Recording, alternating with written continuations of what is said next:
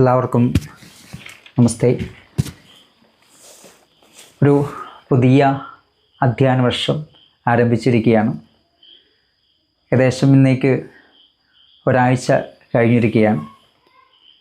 2 മാസത്തെ ദീർഘമായ ഇടവേളയ്ക്ക് ശേഷം നമ്മളെല്ലാവരും വിദ്യാലയത്തിൽ പോയി തുടങ്ങി. പുതിയ കൂട്ടുകാരെയും അല്ലേ, പുതിയ പാഠപുസ്തകങ്ങളിലായി പുതിയ ക്ലാസ് റൂമും പുതിയ ടീച്ചറൊക്കെ പരിചയപ്പെട്ട് നമ്മൾ മുന്നോട്ട് പോവുകയാണ്. നമ്മളിന്ന് ഈ ഒരു വീഡിയോയിൽ പറയാൻ ഉദ്ദേശിക്കുന്ന കാര്യം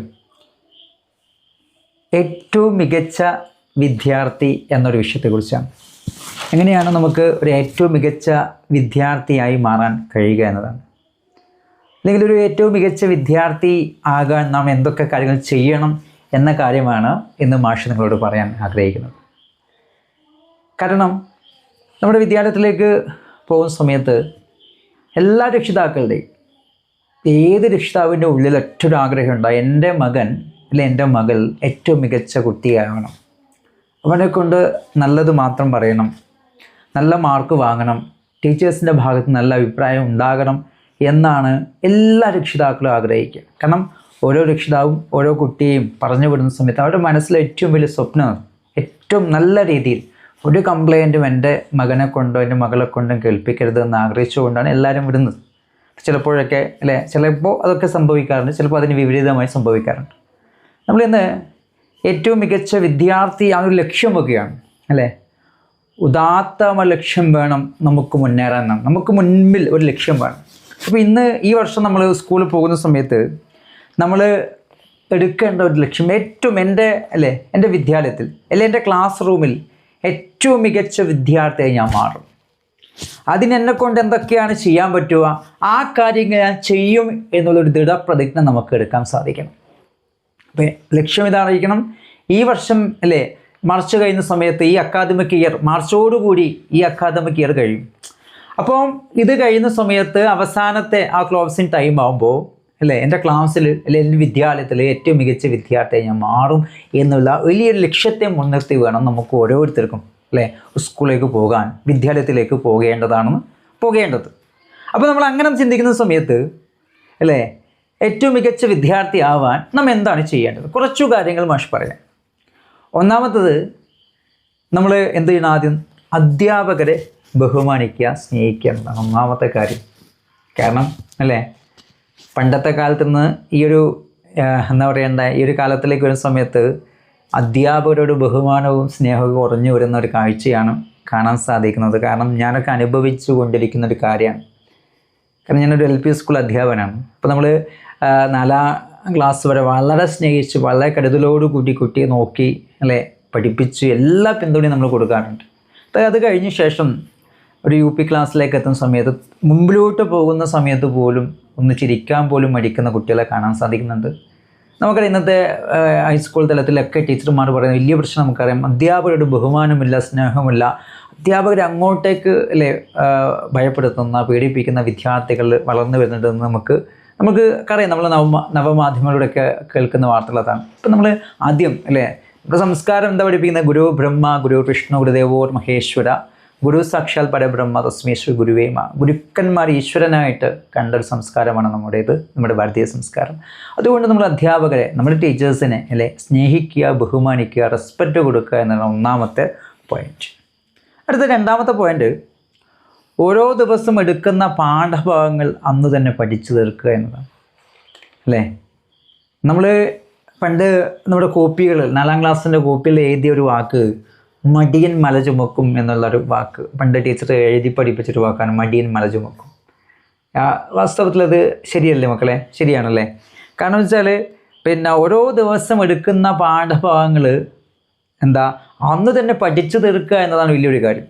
നമ്മളെപ്പോഴും എന്ത് ചെയ്യും? നാളത്തേക്ക് പോകാം, നാളെ ചെയ്യാം, അല്ലെങ്കിൽ മറ്റന്നാൾ ചെയ്യാം. വെള്ളിയാഴ്ച വിചാരിക്കും ശനി ഞായർ ലീവല്ലേ, അവിടെ ശനിയാഴ്ച പഠിക്കാം. ശനിയാഴ്ച രാവിലെ വിചാരിക്കും ശനിയാഴ്ച രാത്രി പഠിക്കാം. രാത്രി വിചാരിക്കും ഞായറാഴ്ച ഉണ്ടല്ലോ, ഞായറാഴ്ച പഠിക്കാമല്ലോ. ഞായറാഴ്ച വിചാരിക്കും രാത്രി ഉണ്ടല്ലോ, രാത്രി വിചാരിക്കും തിങ്കളാഴ്ച രാവിലെ 5 മണിക്ക് എണീറ്റ് പഠിക്കാം. പിന്നെ പഠിക്കാൻ ഉണ്ടാവില്ല. ഇത് നമ്മുടെ മനസ്സിൻ്റെ ചിന്തകളാണ്. അപ്പോൾ നമ്മൾ ചെയ്യേണ്ട ഒരു കാര്യം, നമ്മളൊരു വലിയൊരു ആ ഒരു പ്രതിജ്ഞ നമുക്ക് എടുക്കാൻ സാധിക്കണം. ഓരോ ദിവസം എടുക്കുന്ന കാര്യങ്ങൾ അത് അന്നന്ന് എടുക്കുന്ന പാഠഭാഗങ്ങൾ അന്നന്ന് പഠിക്കുക എന്നത് അല്ലേ, അതിലൊരു മാറ്റം നമ്മൾ വരുത്തരുത്. നമ്മളെ കൃത്യമായിട്ട് ചില സമയത്ത് SSC കുട്ടികൾക്കോ +2 കുട്ടികൾക്ക് ഇത് ഫോളോ ചെയ്യാൻ പറ്റില്ല. പക്ഷെ എന്തായാലും നമുക്ക് ഒരാഴ്ചൻ്റെ അപ്പുറത്തേക്ക് പോകാൻ പാടില്ല. ഒരാഴ്ചക്കുള്ളിൽ നമുക്ക് നമ്മുടെ പഠിക്കേണ്ട കാര്യങ്ങൾ പഠിച്ചു തീർക്കാൻ നമുക്ക് സാധിക്കണം. അതിൻ്റെ അപ്പുറത്തേക്ക് അത് ഒരിക്കലും നമ്മൾ കൂട്ടി വെക്കാൻ പാടില്ല. അതുകൊണ്ട് രണ്ടാമത്തെ പോയിന്റ്, ഓരോ ദിവസം എടുക്കുന്ന പാഠഭാഗങ്ങൾ അന്ന് തന്നെ പഠിക്കാനുള്ള പ്രതിജ്ഞ. ഞാൻ എന്തായാലും പഠിച്ചു തീർക്കും, അത് പഠിച്ചിട്ട് ഞാൻ കിടന്നുറങ്ങും എന്നുള്ളൊരു ചിന്ത നമുക്ക് വേണം. അത് നമ്മൾ എടുക്കുക.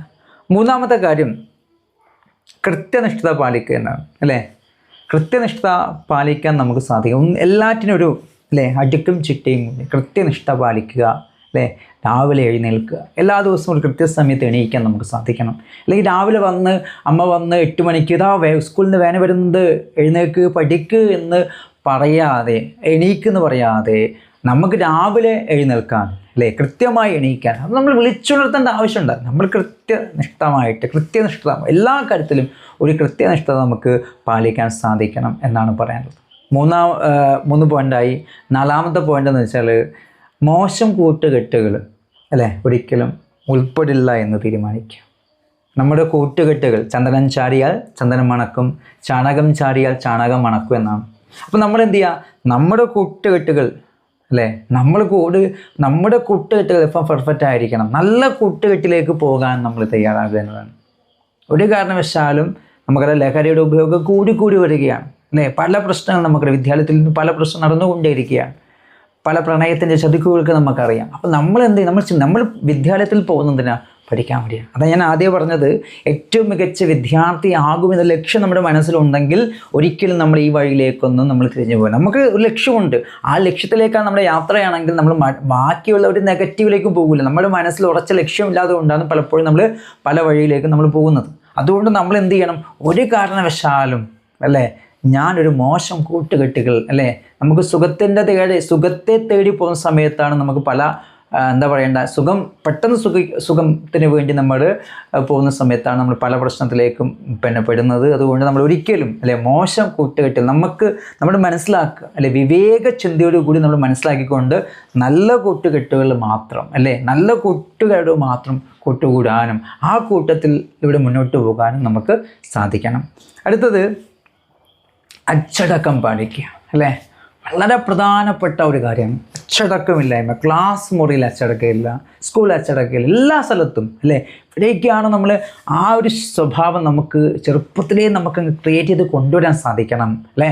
നല്ല കുട്ടിയായി ക്ലാസ്സിൽ അടങ്ങിയിരിക്കുക, നല്ല മകനായി നല്ല മക്കളായി അല്ലേ ക്ലാസ്സിൽ അടങ്ങിയിരിക്കാൻ നമുക്ക് സാധിക്കണം. അത് വലിയൊരു പ്രധാനപ്പെട്ട ഘടകമാണ്.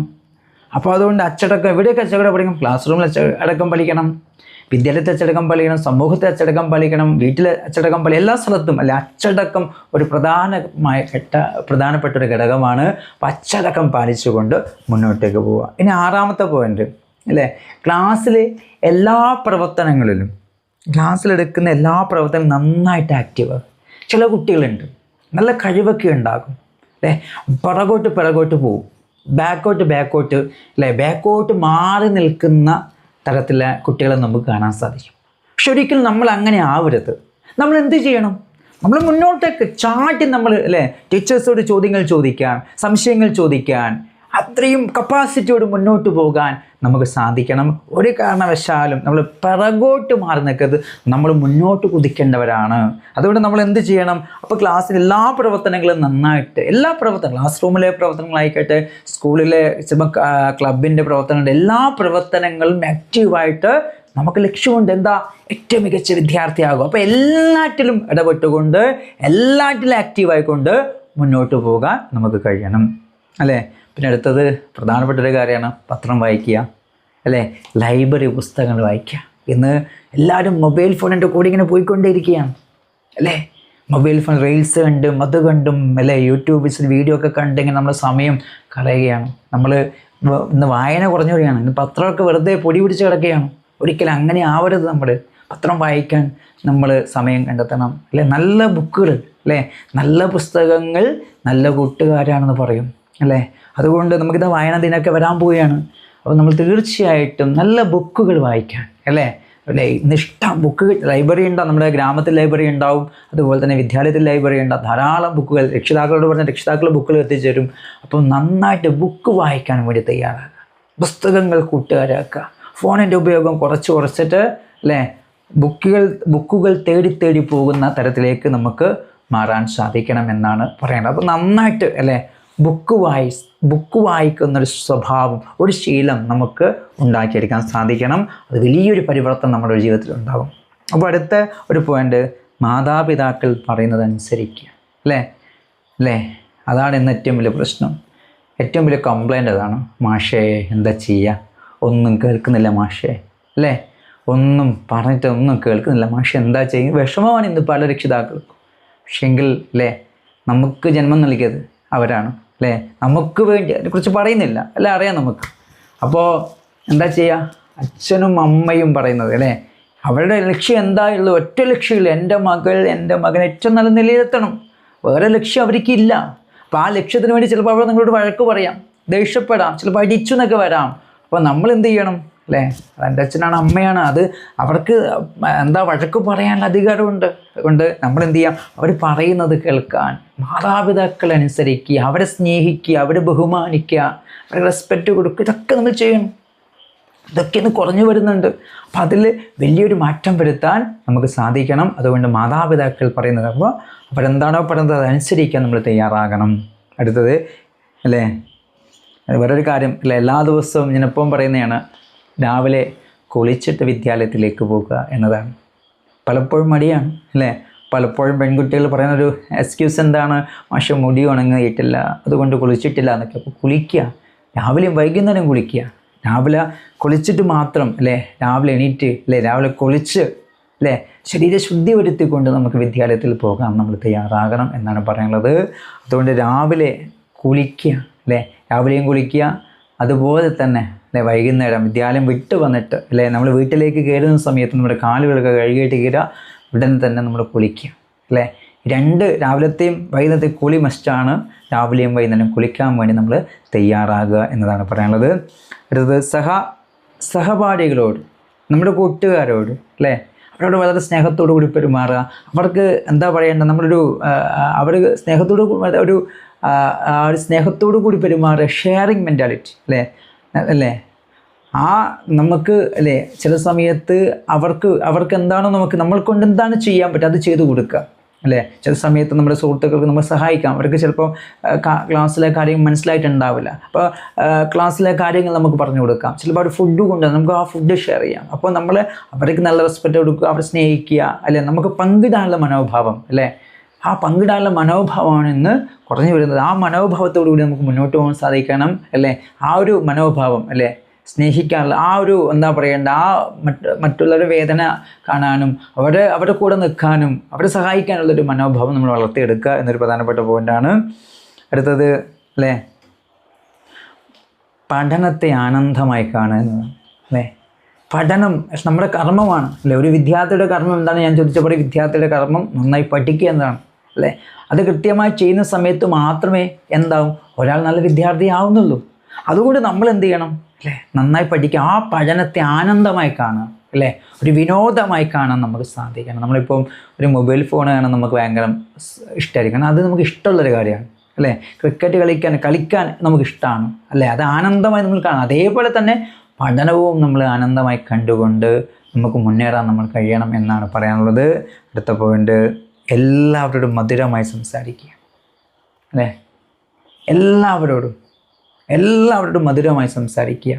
ടീച്ചേഴ്സോടായിക്കോട്ടെ, പാരൻസോടായിക്കോട്ടെ, ഫ്രണ്ട്സോടായിക്കോട്ടെ, എല്ലാവരും മധുരമായി സംസാരിച്ചുകൊണ്ട് ഞാൻ കാരണം മറ്റുള്ളവർക്ക് വേദന ഉണ്ടാവും. എൻ്റെ വാക്കെന്ന് നല്ല വാക്കുകൾ മാത്രമേ വരും. നമ്മളൊരു വാക്ക് മതി ഒരാളെ വേദനിപ്പിക്കാൻ, ഒരാളെ ഇല്ലാതാക്കാൻ അല്ലേ. അത്രയും മൂർച്ചയാണ്, ആയുധത്തെക്കാൾ മൂർച്ചയാണ് നമ്മുടെ വാക്കുകൾക്ക്. അപ്പോൾ അതുകൊണ്ട് നമ്മൾ എന്ത് ചെയ്യാം, ആ വാക്കുകൾ അല്ലെ മധുര ഭാഷയായി സ്നേഹത്തോടു കൂടി മധുരമായി സംസാരിക്കാൻ നമുക്ക് കഴിയണം എന്നാണ് പറയാനുള്ളത്. അതുപോലെ പിന്നെ സ്കൂളിലെ നിയമങ്ങൾ അല്ലേ, സ്കൂളിലെ നിയമമുണ്ട്, ആ നിയമങ്ങൾ നമ്മൾ കൃത്യമായിട്ട് നമ്മൾ പാലിക്കാൻ വേണ്ടി തയ്യാറാകുക. എന്തൊക്കെയാണോ സ്കൂളിലെ നിയമങ്ങൾ, ആ നിയമങ്ങൾ കൃത്യമായിട്ട് പാലിക്കാൻ വേണ്ടി നമ്മൾ തയ്യാറാകണം എന്നാണ് അല്ലേ.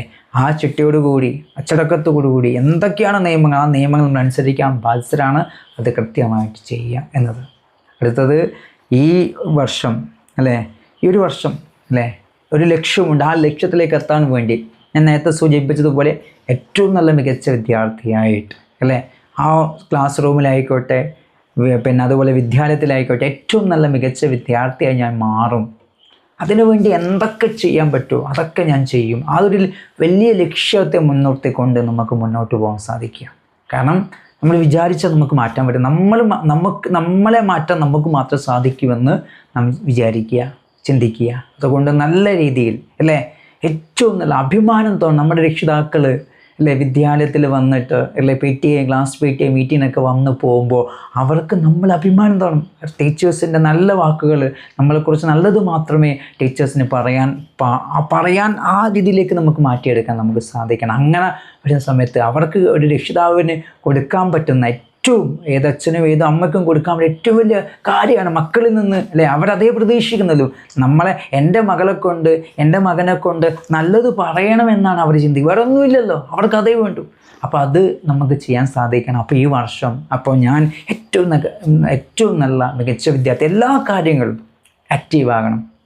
നമ്മളെ കഴിവുകൾ അല്ലെ, നമ്മളെന്താണോ കഴിവുകൾ ആ കഴിവുകൾ കണ്ടെത്തിക്കൊണ്ട് അതിന് മാക്സിമം നമ്മൾ പരിശീലനം നൽകിക്കൊണ്ട് ആ കഴിവുകൾ അല്ലേ പഠനത്തിൽ മാത്രമല്ല പാഠ്യേതര പ്രവർത്തനങ്ങൾ ഞാൻ സൂചിപ്പിച്ചു, എല്ലാ പ്രവർത്തനങ്ങളും നമ്മൾ ആക്റ്റീവായി നമ്മുടെ കലാമേളയായിക്കോട്ടെ, കായിക മേളയായിക്കോട്ടെ, പ്രവൃത്തിവിരുദ്ധ മേളയായിക്കോട്ടെ, അങ്ങനെയുള്ള എല്ലാ മേളകളും നമ്മൾ സജീവമായി പങ്കെടുത്തുകൊണ്ട് നമ്മുടെ കഴിവുകളെ പരിപോഷിപ്പിച്ചുകൊണ്ട് ഏറ്റവും അറിയപ്പെടുന്ന അല്ലേ ആ വിദ്യാലയത്തിൽ ചിലപ്പോൾ 1000-1500 കുട്ടികൾ പഠിക്കുന്ന വിദ്യാലയത്തിൽ ഏറ്റവും മികച്ച വിദ്യാർത്ഥിയെ നമ്മൾ മാറുമ്പോൾ ഉണ്ടാകുന്ന ഒരു സംഭവം ചിന്തിച്ച് നോക്കിയിട്ട്. അപ്പോൾ അതിന് നമ്മൾ ഈ പറഞ്ഞ കുറച്ച് കാര്യങ്ങൾ അല്ലേ, മാഷ് പറഞ്ഞ കുറച്ച് കാര്യങ്ങളിലൂടെ നിങ്ങൾ കടന്നു പോകാൻ നിങ്ങൾ തയ്യാറായിട്ടുണ്ടെങ്കിൽ ഒരു സംശയവും വേണ്ട, നിങ്ങൾ ഏറ്റവും നല്ല മികച്ച വിദ്യാർത്ഥിയാവും. ഒന്ന് നമുക്ക് കൺക്ലൂഡ് ചെയ്യാം. ഒന്നാമത്തെ കാര്യം അല്ലേ, ആദ്യം മാഷ് പറഞ്ഞെന്താ, ഒന്നാമത്തെ കാര്യം അധ്യാപകരെ ബഹുമാനിക്കുക എന്നത് അല്ലേ. അധ്യാപകരെ ബഹുമാനിക്കുക, അധ്യാപകരെ സ്നേഹിക്കുക. രണ്ടാമത്തെ കാര്യം ഓരോ ദിവസം എടുക്കുന്ന പാഠഭാഗങ്ങൾ അന്ന് തന്നെ പഠിക്കുക. പ്രധാനപ്പെട്ട ഒരു കാര്യമല്ലേ, നമുക്ക് ചെയ്യാൻ പറ്റുമല്ലോ നമുക്ക് അല്ലേ. മൂന്നാമത്തത് കൃത്യനിഷ്ഠത പാലിക്കുക. നാലാമത്തത് മോശം കൂട്ടുകെട്ടുകൾ അല്ലേ ഒരിക്കലും ഞാൻ ഉൾപ്പെടില്ല എന്ന് നമ്മൾ ഉറച്ച് ഒരു പ്രതിജ്ഞ എടുക്കുക. അഞ്ചാമത്തത് അച്ചടക്കം പാലിക്കുക അല്ലേ, കൃത്യമായി അച്ചടക്കം പാലിക്കുക. ആറാമത്തത് ക്ലാസ്സിലെ എല്ലാ പ്രവർത്തനങ്ങളും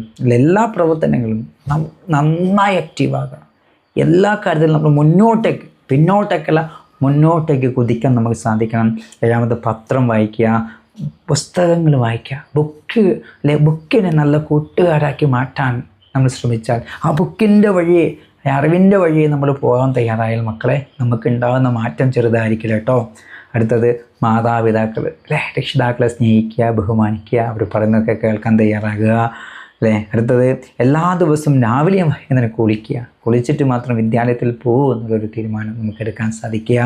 അടുത്തത് സഹപ്രവർത്തകരോട് അല്ലേ ഒരു മനോഭാവം, ഒരു ഷെയറിങ് അല്ലേ.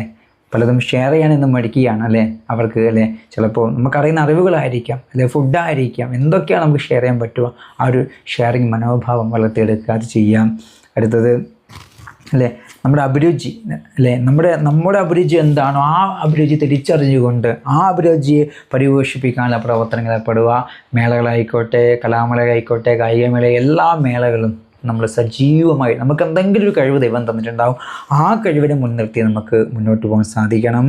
പിന്നെ അടുത്തത് പഠനത്തെ ആനന്ദമായി കാണുക അല്ലേ.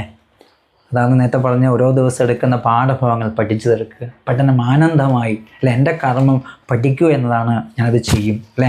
അച്ഛൻ്റെ കർമ്മം ചെയ്യുന്നുണ്ട്, അമ്മയുടെ കർമ്മം ചെയ്യുന്നുണ്ട്, അപ്പോൾ എൻ്റെ കർമ്മം എന്താണ്, പഠിക്കലാണ്, അത് ഞാൻ ആത്മാർത്ഥമായി ചെയ്യുമെന്ന് നമുക്ക് തീരുമാനിക്കാൻ സാധിക്കണം. അതിനു വേണ്ടി നമുക്ക് നന്നായിട്ട് ഹാർഡ് വർക്ക് ചെയ്യാൻ സാധിക്കണം അല്ലേ. അത് എല്ലാവരോടും സ്നേഹത്തോടു കൂടി മധുരമായി പെരുമാറുക, സ്കൂളിലെ നിയമങ്ങൾ പാലിക്കുക.